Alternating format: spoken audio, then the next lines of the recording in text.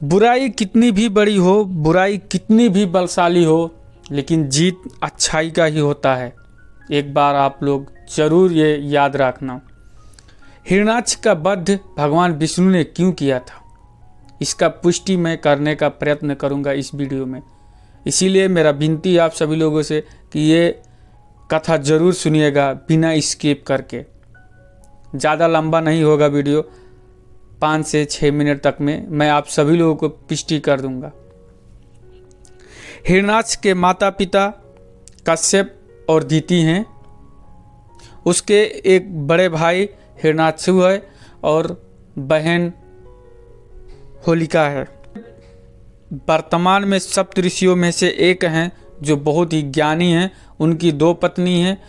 दूसरी पत्नी दिति के पुत्रों असुरों और देवताओं ने जन्म लिया, जिसमें आगे चल के नहीं बना। दोनों में लगातार युद्ध होने लगा, देवताओं और असुरों में। हिरण्याक्ष बहुत बलशाली था, बहुत ही योद्धा था, बहुत शूरवीर था। वो यहाँ तक कि इंद्र लोक भी जीत लिया था और वरुण लोग। उससे मन नहीं भरा उसका, तो उसने क्या किया, एक रक्षाहीन जिसने पूरा मानव जाति को भोजन दिया, जिसने पूरा मानव जाति को रहने के लिए बास दिया, जिसने इतना सुंदर प्रकृति दिया, उस रक्षाहीन को कमज़ोर समझ के माता धरती को के ऊपर हमला कर दिया और उनको रसातल में लेके चला गया। बहुत बड़ी समुंदर में लेके चला गया, माता धरती को महासागर में लेके चला गया। महासागर के नीचे खींचता लेके चला गया और चारों तरफ हाहाकार मच गया। पूरे सृष्टि में, पूरे ब्रह्मंडल में हाहाकार मच गया, क्योंकि जब धरती ही नहीं है तो लोगों का रहना और खाना पीना पूरा एकदम तबाही मच गया। इंद्र परेशान हो गए, वरुण देव, सूर्य देव, सब लोग परेशान हो गए कि ऐसा हिरण्याक्ष ने क्यों किया, माता धरती को क्यों उसने दंडित किया और बांध के लेके चला गया, क्यों ऐसा किया।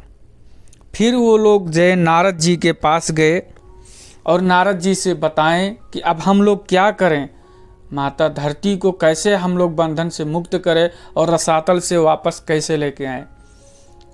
तो नारद जी बहुत ही ज्ञानी हैं, बहुत ही सर्वश्रेष्ठ ऋषि हैं। उन्होंने बताया कि आप जाइए भगवान विष्णु के पास, नारायण के पास जाइए, वही हमें बचा सकते हैं इस संकट से। फिर सभी देवी देवता ब्रह्मा सहित जाके भगवान विष्णु से नमस्कार किए और फिर अपनी अपील और विनती किया कि प्रभु नारायण, संसार को आप बचाइए, आपके सृष्टि पे संकट आया है, माता धरती को हिरण्याक्ष ने रसातल में लेके चला गया, कृपया करके आप उन्हें बचाइए। फिर भगवान विष्णु ने 12 अवतार लेकर, यानी एक मानव और सुअर का अवतार लिया और देवी धरती माता को बचाने हेतु महासागर में, रसातल में चले गए। फिर उन्होंने अपने दांतों के ऊपर माता धरती को रख के चलने लगे और कुछ ही टाइम में फिर हिरण्याक्ष वहाँ पर पहुँचा और भगवान विष्णु को बोला और बहुत खरी खोटी सुनाए, बहुत ही बात ऐसे ऐसे बोले। फिर भी भगवान विष्णु नाराज नहीं हुए और वो चलते चलते आगे बढ़ते रहे। फिर माता धरती को रसातल से ऊपर लाके अपने उनके जगह पर छोड़ के फिर भगवान विष्णु मुस्कुरा कर बोले, हे महान शूरवीर, जो परकर्मी व्यक्ति होते हैं वो बातों में समय को नष्ट नहीं करते हैं। अगर आप शूरवीर हैं तो आप आगे बढ़िए, आक्रमण क्यों नहीं करते हैं, क्यों शब्दों को और समय को बर्बाद करते हैं। फिर कश्यप भगवान विष्णु के ऊपर हमला किया। उस वक्त भगवान विष्णु निरशस्त्र थे, उनके पास शस्त्र नहीं था, कुछ भी नहीं था। और हिरणाक्ष ने अपने गदाओं से और त्रिशूलों से, मायावी था ना हिरणाक्ष, हमला करना शुरू किया। फिर भगवान विष्णु ने ध्यान लगाया, सुदर्शन चक्र को अपने उंगली में लाए और फिर युद्ध हुआ। बहुत टाइम तक, बहुत समय तक युद्ध हुआ।